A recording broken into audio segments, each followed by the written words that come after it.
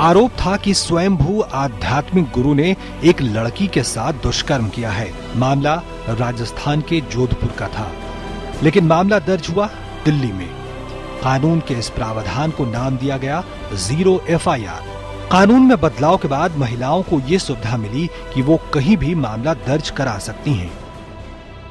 जहां पे पुलिस के पास नॉन कॉग्निजेबल ऑफेंस होता है या फिर लैक ऑफ ज्यूरिस्डिक्शन के कारण वो कॉग्निजेंस नहीं ले सकते, लेकिन क्योंकि कोई क्राइम उनको रिपोर्ट हुआ है, वो एज ए 0 FIR दर्ज कर देते हैं कि it is not registration of an FIR, लेकिन उन्होंने ये अपने नोटिस में रिकॉर्ड कर दिया कि किसी ने आके ये बात हमें कही थी। 2 अन्य अभियुक्तों की गिरफ्तारी हुई, जिसमें एक अभियुक्त नाबालिग था जिसकी उम्र थी 17 साल 6 महीने 12 दिन। एक अन्य आरोपी अक्षय ठाकुर को भी औरंगाबाद से गिरफ्तार किया गया।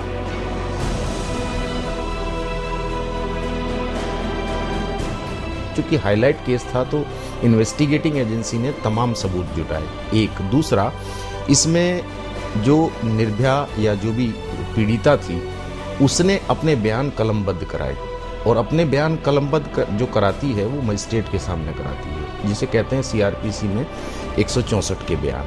164 के बयान जो वो देती है मजिस्ट्रेट के सामने, वो सील्ड हो जाते हैं और वो अदालत में खुलते हैं, तो अदालत उन्हें एज इट इज स्वीकार करती है, मान्य होते हैं, वो एडमिसेबल होते हैं, यानी कोर्ट उन्हें पुख्ता मानती है।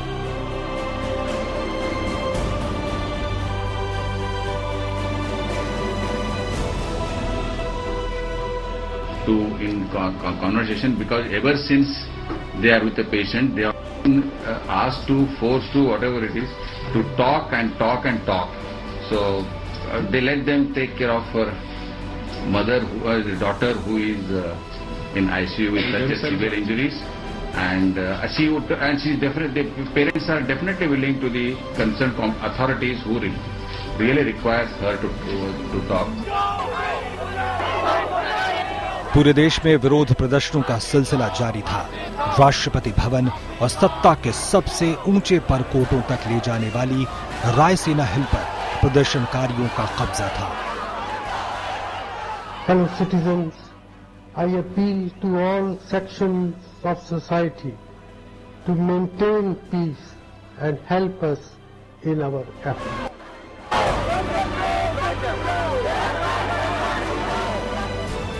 One thing is that in the metros, the press is more visible, the press is more ready, and the press has played an extremely constructive role in the Nirbhaya incident.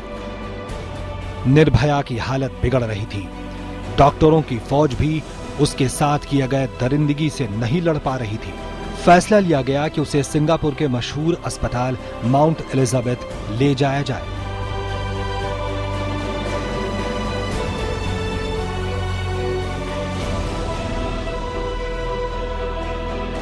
पिछले 10 साल इस देश के लिए तेज आर्थिक विकास के रहे हैं, लेकिन इन्हीं 10 सालों में सामाजिक विकास का आंकड़ा शायद उतना बेहतर नहीं है।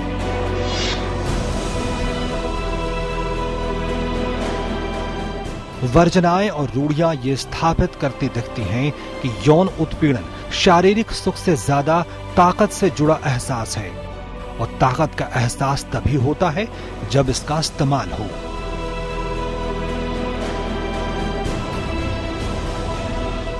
हम लोग अभी भी, चाहे हम अपने दिमाग में बदल गए हों, लेकिन हम अपने दिल में और हम अपने इमोशंस में और सामाजिक बिहेवियर्स में अलग हैं। तो अगर कोई लेडी थोड़े फ्री कपड़े पहनती है या उसके बाल छोटे हैं, तो हर इंसान के दिमाग में आएगा, अरे ये लेडी थोड़ी, चाहे कोई कहे या ना कहे, लेकिन बिहेवियर में आप वो रिफ्लेक्शन देखेंगे। बड़े बड़े लोग ये कहते हैं कि हमने कपड़ा कैसा पहना, कि हम स्कर्ट क्यों पहनेंगे, या हमारे टी शर्ट में वी नेक ज़्यादा क्यों था, या फिर ऐसे कहेंगे कि 6 बजे के बाद रात को क्यों निकली। तो वो हम चाहते हैं कि हमारा जो एक स्पेस है, जो हम लोगों ने बड़े लड़के बनाया है, पढ़ के बनाया है, स्कूल जाके, कॉलेज करके, अपने माता पिताओं से बात करके, शादी को पोस्टपोन करके, ये स्पेस जो औरतों ने अपने लिए खड़ा किया है कि हम काम कर सके, हम अपने पोटेंशियल को पूरा कर सके, वो स्पेस जो है अब कुछ लोग हमसे छीनना चाहते हैं। 22 साल की फोटो जर्नलिस्ट के साथ एक अंधेरे पुराने बंद हो चुके मिल के पास 5 दरिंदों ने गैंगरेप किया, फिर आराम से घूमते रहे। चाहे दिल्ली का मामला हो या मुंबई का गैंगरेप, शिकार ऐसी लड़कियां थीं जो अपने पैरों पर खड़ी थीं और शिकारी सामाजिक रूप से असुरक्षा से घिरा था।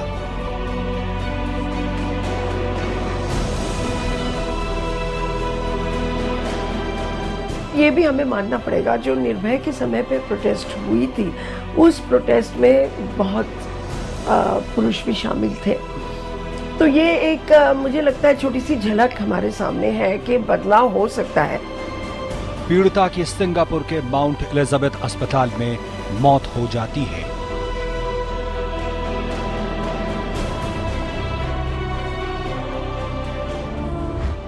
तीन सदस्यों वाली वर्मा कमेटी ने अपनी रिपोर्ट सौंप दी, जिसने बलात्कार की परिभाषा को ही बदलकर रख दिया।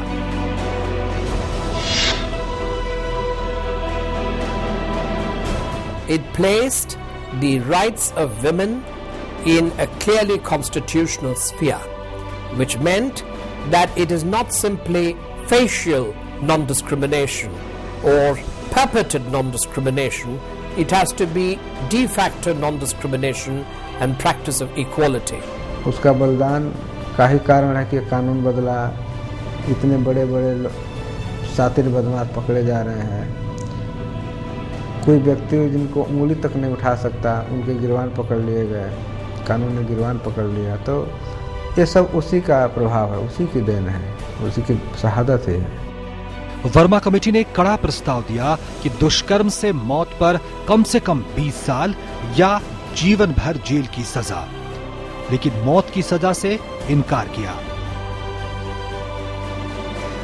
To offer death penalty as some kind of a answer to the problem we felt was not appropriate.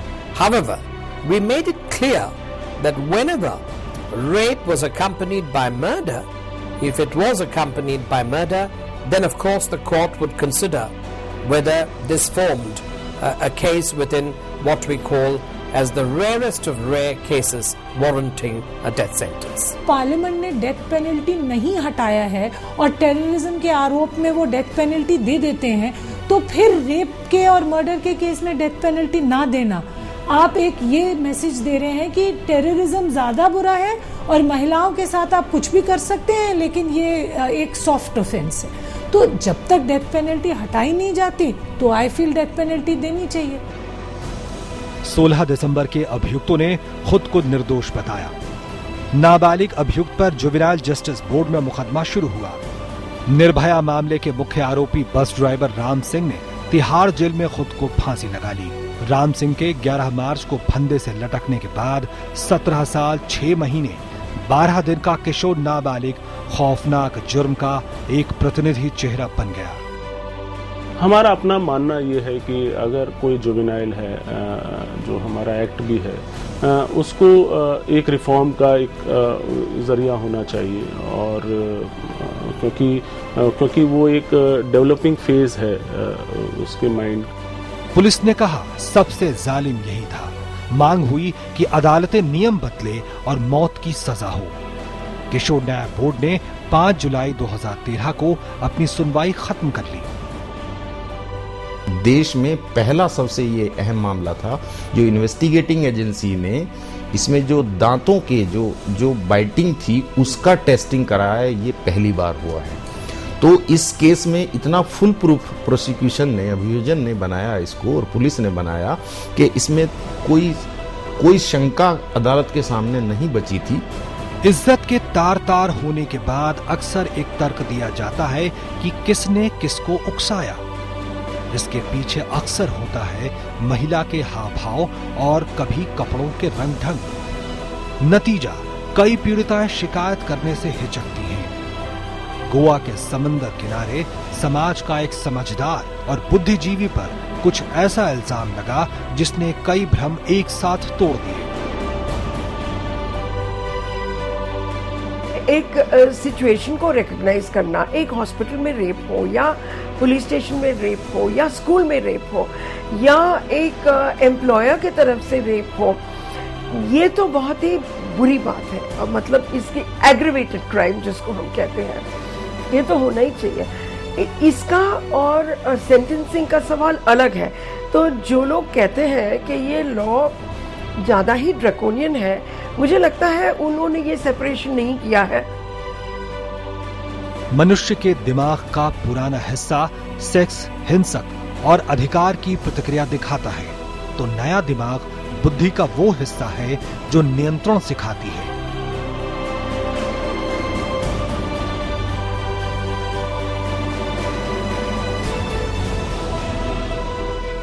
Human प्रवृत्ति है ये, इम्पल्सेस, सेक्सुअल अर्जेस, ये ह्यूमन प्रवृत्ति है ये, उनको एक ग्रेटिफिकेशन मिलता है। और हमें मालूम है कि सामाजिक दायरा क्या है, हम अपने आप को रोकते हैं। जहाँ पे वो इनिबिशंस खत्म हो जाएं तो ये सब चीज़ें उन्हें प्लेजर मिलता है और इस तरह की एक्टिविटीज हो जाती हैं। 16 दिसंबर गैंगरेप में आरोपी नाबालिग को गैंगरेप और हत्या में 3 वर्ष की सजा सुनाई गई। 4 आरोपी अक्षय ठाकुर, मुकेश, पवन गुप्ता और विनय शर्मा को दोषी करार देते हुए फांसी की सजा दी गई और उसके बाद अब मामला हाई कोर्ट में है। कई कोनों से ये मांग हो रही है कि 16 से 18 साल के नाबालिगों पर भी वयस्कों की तरह भारतीय दंड संहिता की धारा लगे। निर्भया के पिता और मां ने सुप्रीम कोर्ट में एक याचिका दाखिल की, जिसमें उन्होंने मांग की कि जुवेनाइल जस्टिस एक्ट को असंवैधानिक और अवैध करार दिया जाए। हम उसको याचिका इसलिए डाले हैं कि वो 6 के साथ वो भी उसी में था, इसी ने दीदी कह के चढ़ाया था नाबालिग ने, और वो हर काम वो भी वही किया जो बालिग किए, चाहे वो और लोगों ने किया। उसकी मानसिक दृष्टि से वो नाबालिग तो है नहीं, तो उसको एक तरह से झूठ मूठ का कह देना कि नहीं ये नाबालिग है, चाहे किसी भी आधार पर कह दिया गया और उसको ले जा कर के सुधार गृह में रख दिया गया, ये सब चीज़ें ठीक नहीं है।